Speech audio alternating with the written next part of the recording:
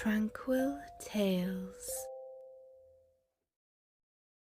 Jack and the Beanstalk. A long, long time ago, when most of the world was young and folk did what they liked, because all things were good, there lived a boy called Jack.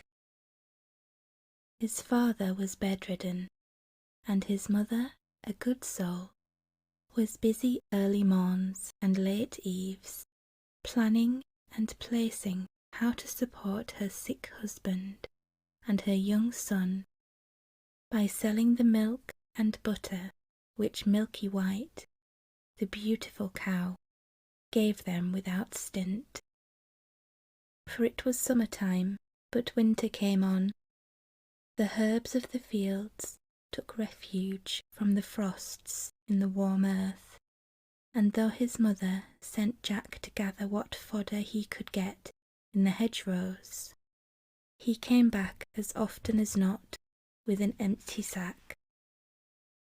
For Jack's eyes were so often full of wonder at all the things he saw that sometimes he forgot to work. So it came to pass that one morning Milky White gave no milk at all, not one drain. Then the good hard-working mother threw her apron over her head and sobbed, "What shall we do? What shall we do?" Now Jack loved his mother. Besides, he felt just a bit sneaky at being such a big boy and doing so little to help. So he said, cheer up,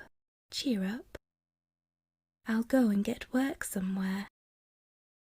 And he felt as he spoke as if he would work his fingers to the bone. But the good woman shook her head mournfully.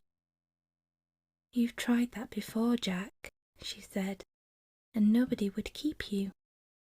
You are quite a good lad, but your wits go a wool gathering. No, we must sell Milky White and live on the money. It is no use crying over milk that is not there to spill." You see, she was wise as well as a hard-working woman, and Jack's spirits rose. "Just so," he cried, "we will sell Milky White and be richer than ever. It's an ill wind that blows no one good.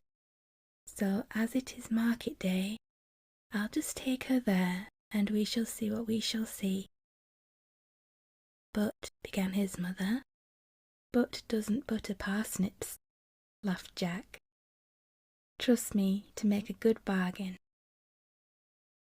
So as it was washing day, and her sick husband was more ailing than usual, his mother let Jack off to go sell the cow. Not less than £10, she bawled after him as he turned the corner. £10 indeed! Jack had made up his mind to 20 solid golden sovereigns. He was just settling what he should buy his mother as a faring out of the money, when he saw a queer little old man on the road who called out, "Good morning, Jack." "Good morning," replied Jack with a polite bow, wondering how the queer little old man happened to know his name. Though, to be sure, Jack's were as plentiful as blackberries. "And where may you be going?" asked the queer little old man. Jack wondered again. He was always wondering, you know. What the queer little old man had to do with it, but being always polite, he replied, "I'm going to market to sell Milky White, and I mean to make a good bargain." So you will, chuckled the queer little old man. "You look the sort of chap for it. I bet you know how many beans make 5. 2 in each hand and 1 in my mouth," answered Jack readily. He really was sharp as a needle. Just so, chuckled the queer little old man, and as he spoke, he drew out of his pocket 5 beans. Well, here they are. So give us Milky White. Jack was so flabbergasted that he stood with his mouth open, as if he expected the 5th bean to fly into it. What? He said at last. My Milky White for 5 common beans? Not if I know it. But they aren't common beans, put in the queer little old man, and there was a queer little smile on his queer little face. If you plant these beans overnight, by morning they will have grown up right into the sky. Jack was too flabbergasted this time even to open his mouth. His eyes opened instead. As he spoke, he drew out of his pocket 5 beans. Did you say right into the very sky? He asked at last. For you see, Jack had wondered more about the sky than about anything else.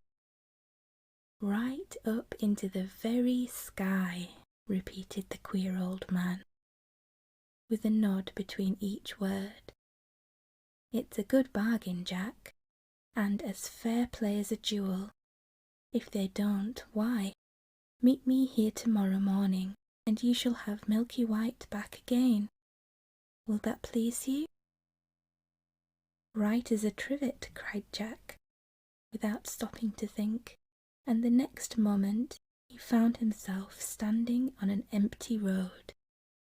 2 in each hand and 1 in my mouth, repeated Jack. That is what I said, and what I'll do. Everything in order, and if what the queer little old man said isn't true, I shall get Milky White back tomorrow morning. So whistling and munching the bean, he trudged home cheerfully, wondering what the sky would be like if he ever got up there. What a long time you've been, exclaimed his mother, who was watching anxiously for him at the gate. It is past sunsetting, but I see you have sold Milky White. Tell me quick how much you got for her. You'll never guess, began Jack. Laws a mercy, you don't say so, interrupted the old woman. And I worriting all day, lest they should take you in. What was it, £10? 15? Sure, it can't be 20. Jack held out the beans triumphantly. There, he said, that's what I got for her, and a jolly good bargain too. It was his mother's turn to be flabbergasted, but all she said was, What? Them beans? Yes, replied Jack, beginning to doubt his own wisdom, but they're magic beans. If you plant them overnight, by morning they grow right up into the sky. Oh, please don't hit so hard. For Jack's mother, for once, had lost her temper, and was belabouring the boy for all she was worth. And when she had finished scolding and beating, she flung the miserable beans out of the window, and sent him supperless to bed. If this was the magical effect of the beans, thought Jack ruefully, he didn't want any more magic, if you please. However, being healthy and, as a rule, happy, he soon fell asleep and slept like a top. When he woke, he thought at first it was moonlight, for everything in the room showed greenish. Then he stared at the little window. It was covered as if with a curtain by leaves. He was out of bed in a trice, and the next moment, without waiting to dress, was climbing up the biggest beanstalk you ever saw. For what the queer little man had said was true. One of the beans which his mother had chucked into the garden had found soil, taken root, and groan in the night. Where? Up to the very sky? Jack meant to see at any rate.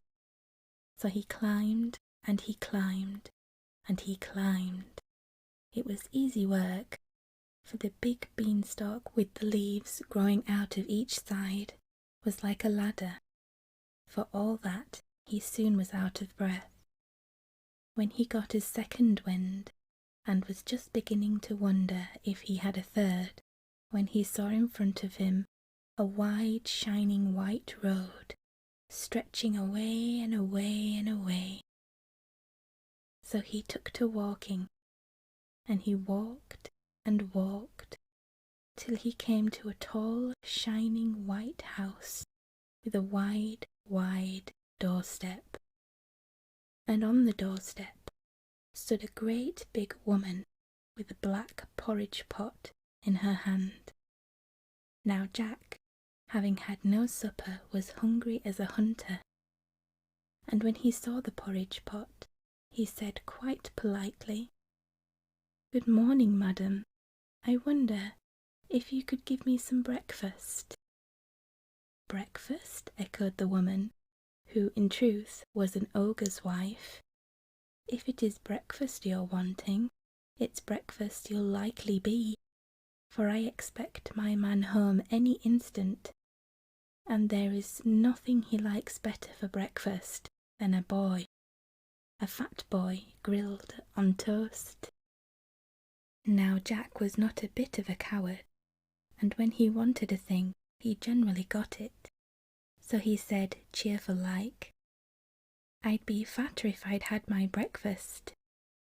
Whereat the ogre's wife laughed and bade Jack come in, for she was not really half as bad as she looked. But he had hardly finished the great bowl of porridge and milk she gave him, when the whole house began to tremble and quake. It was the ogre coming home. Thump, thump, thump. "Into the oven with you, sharp!" cried the ogre's wife, and the iron oven door was just closed when the ogre strode in. Jack could see him through the little peephole slide at the top where the steam came out. He was a big one for sure. He had 3 sheep strung to his belt, and these he threw down on the table. "Here, wife," he cried, "roast me these snippets for breakfast. They are all I've been able to get this morning. Worse luck.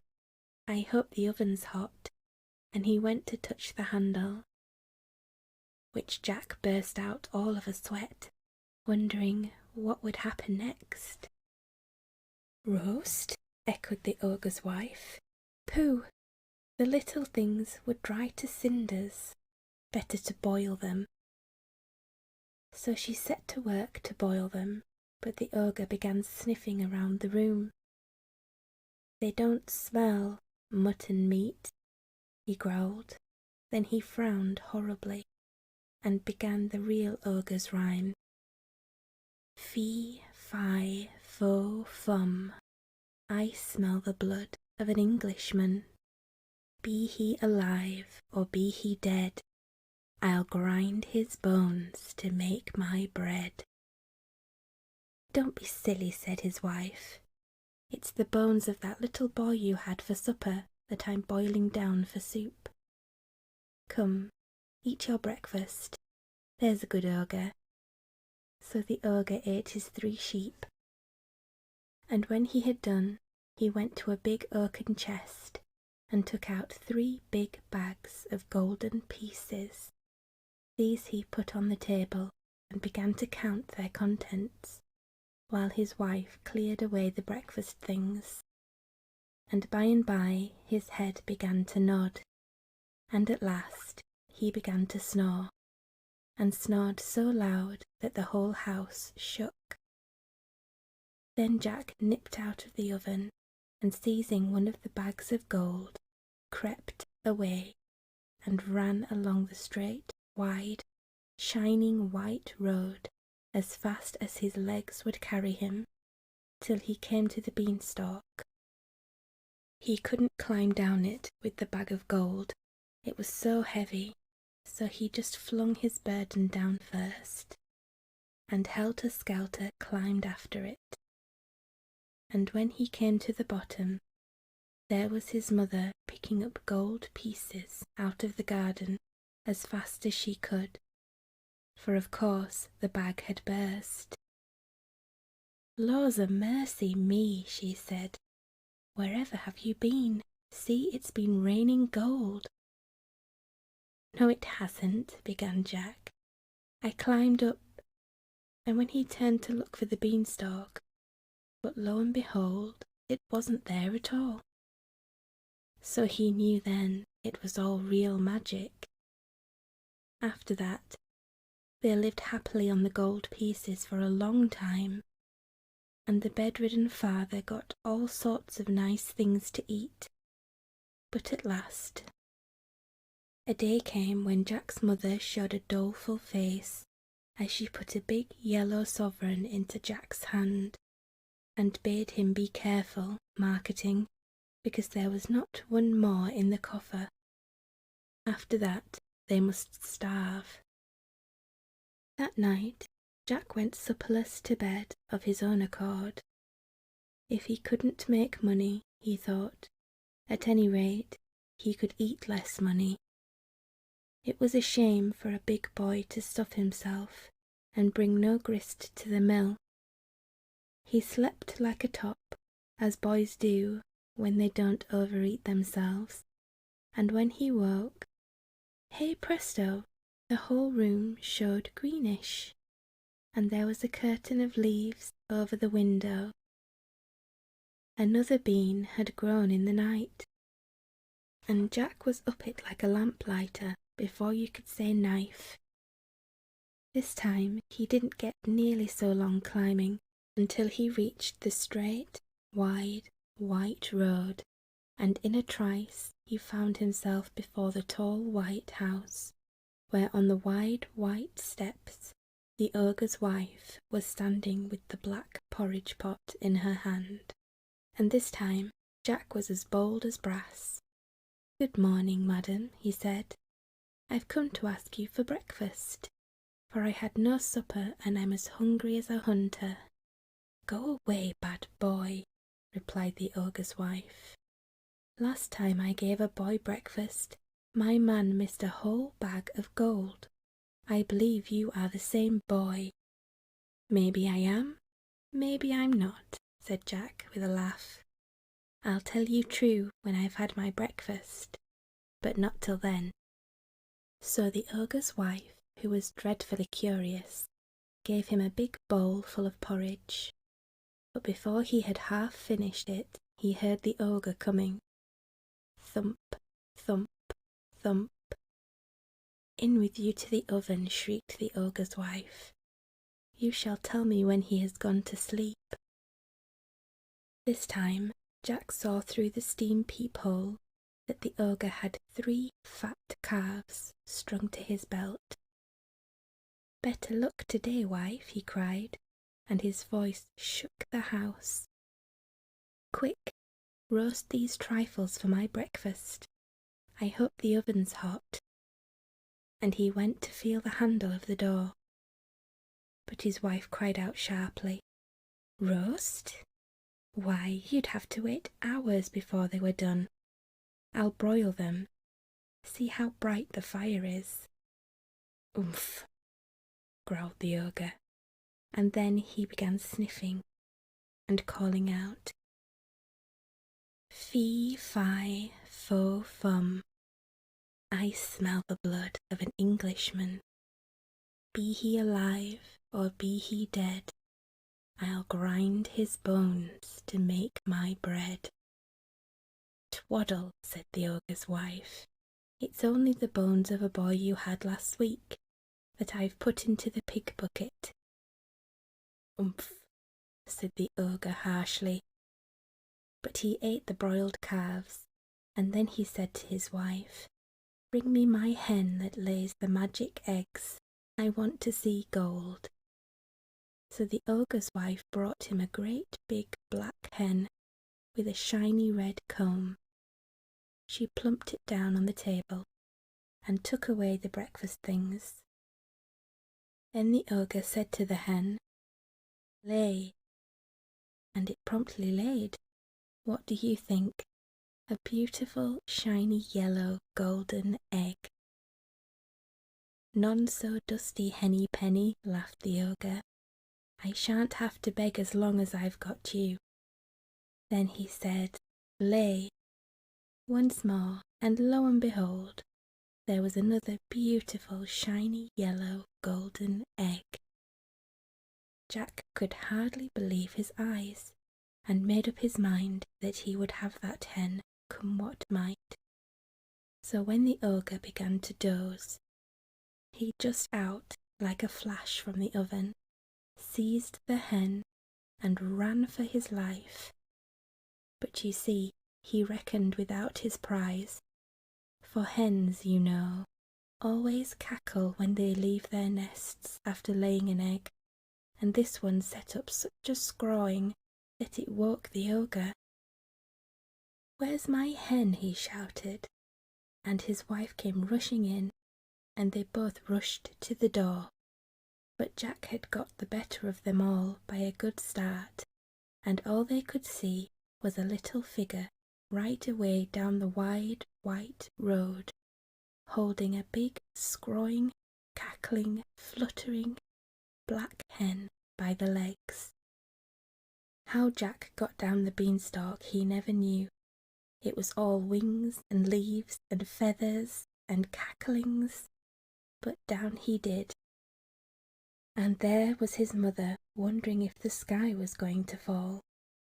But the very moment Jack touched ground, he called out, "Lay," and the black hen ceased cackling and laid a great big shiny yellow golden egg. So everyone was satisfied, and from that moment everybody had everything that money could buy. For whenever they wanted anything, they just said, "Lay," and the black hen provided them with gold. But Jack began to wonder if he couldn't find something else besides money in the sky.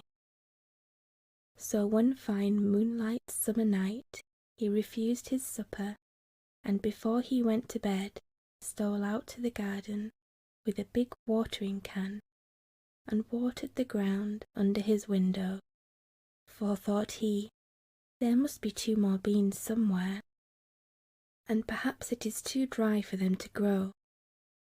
Then he slept like a top, and lo and behold, when he woke, there was the green light shimmering through his room, and there he was in an instant on the beanstalk, climbing, climbing, climbing for all he was worth.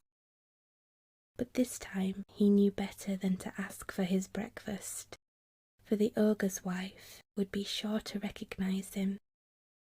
So he just hid in some bushes beside the great white house until he saw her in the scullery, and then he slipped out and hid himself in the copper. For he knew she would be sure to look in the oven first thing. And by he heard thump, thump, thump, and peeping through a crack in the copper lid, he could see the ogre stalk in, with 3 huge oxen strung at his belt. But this time, no sooner had the ogre got into the house than he began shouting, "Fee, fi, fo, fum, I smell the blood of an Englishman. Be he alive or be he dead, I'll grind his bones to make my bread." For you see, the copper lid didn't fit tight like the oven door, and ogres have noses like a dog's for scent. "Well, I declare, so do I," exclaimed the ogre's wife. "It will be that horrid boy who stole the bag of gold and the hen. If so, he's probably hid in the oven." But when she opened the door, Lo and behold, Jack wasn't there. Only some joints of meat roasting and sizzling away. Then she laughed and said, "You and me, fools for sure. Why, it's the boy you caught last night, as I was getting ready for your breakfast. Yes, we be fools to take dead meat for live flesh. Go eat your breakfast, there's a good ogre." But the ogre, though he enjoyed roast boy very much, wasn't satisfied, and every now and then he would burst out with "Fee, fi, fo, fum," and get up and search the cupboards, keeping Jack in a fever of fear lest he should think of the copper. But he didn't, and when he had finished his breakfast, he called out to his wife, "Bring me my magic harp, I want to be amused." So she brought out a little harp and put it on the table, and the ogre leant back on his chair and said lazily, "Sing." And lo and behold, the harp began to sing. If you want to know what it sang about, why, it sang about everything, and it sang so beautifully that Jack forgot to be frightened, and the ogre forgot to think of "Fee, fi, fo, fum," and fell asleep, and did not snore. Then Jack stole out of the copper like a mouse, and crept, hands and knees, to the table, raised himself up ever so softly, and laid hold of the magic harp, for he was determined to have it. But no sooner had he touched it than it cried out quite loud, "Master, master!" So the ogre woke, saw Jack making off, and rushed after him. My goodness, it was a race. Jack was nimble, but the ogre's stride was twice as long. So, though Jack turned and twisted and doubled like a hare, yet at last, when he got to the beanstalk, the ogre was not a dozen yards behind him. There wasn't time to think, so Jack just flung himself onto the stalk and began to go down as fast as he could, while the harp kept calling, "Master, master," at the very top of its voice. He had only got down about a quarter of the way when there was the most awful lurch that you can think of, and Jack nearly fell off the beanstalk. It was the ogre beginning to climb down, and his weight made the stalk sway like a tree in a storm. Then Jack knew it was life or death, and he climbed down faster and faster, and as he climbed he shouted, "Mother, mother, bring an axe, bring an axe." Now his mother, as luck would have it, was in the backyard chopping wood, and she ran out thinking that this time the sky must have fallen. Just at that moment Jack touched ground, and he flung down the harp, which immediately began to sing of all sorts of beautiful things, and he seized the axe and gave a great chop at the beanstalk, which shook and swayed and bent like barley before a breeze. "Have a care," shouted the ogre, clinging on as hard as he could. But Jack did have a care, and he dealt that beanstalk such a shrewd blow that the whole of it, ogre and all, came toppling down, and of course the ogre broke his crown, so that he died on the spot. After that, everyone was quite happy, for they had gold to spare, and if the bedridden father was dull, Jack just brought out the harp and said, "Sing," and lo and behold, it sang about everything under the sun. So Jack ceased wondering so much and became quite a useful person, and the last bean still hasn't grown yet. It is still in the garden. I wonder if it will ever grow, and what little child will climb its beanstalk into the sky.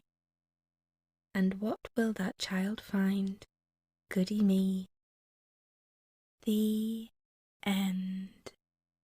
Thank you so much for watching.